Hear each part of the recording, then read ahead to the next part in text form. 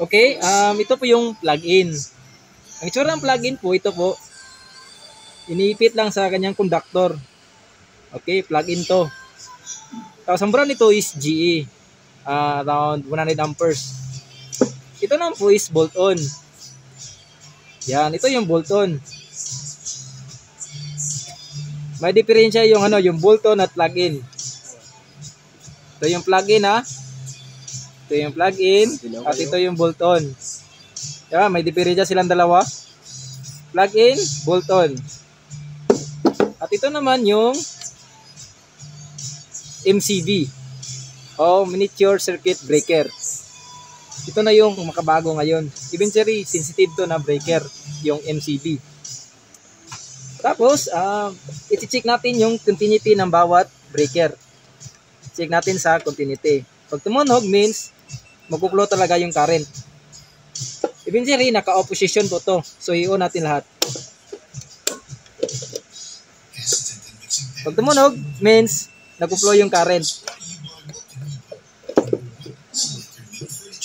Yan. Tumunog naman, diba? Isa naman. Yan. Isa naman. Yan. Isa naman. Yun. Sa MCB naman tayo. Okay. Okay. Okay. Ulitin ko po Ito po yung plug-in. Kasi ito po yung bolt-on. Iba yung diferensya nila. At ito naman yung MCB. Ito yung mga MCB. Miniature circuit breaker.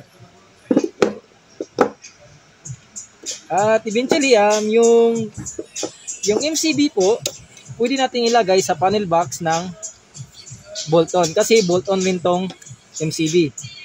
Pwede rin, dito pa rin i-hook yung hook ng bolt-on.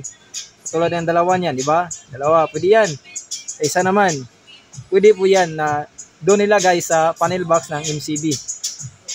Pero hindi po lahat ng bolt-on at MCB pwede ilagay may iba rin na hindi pwede.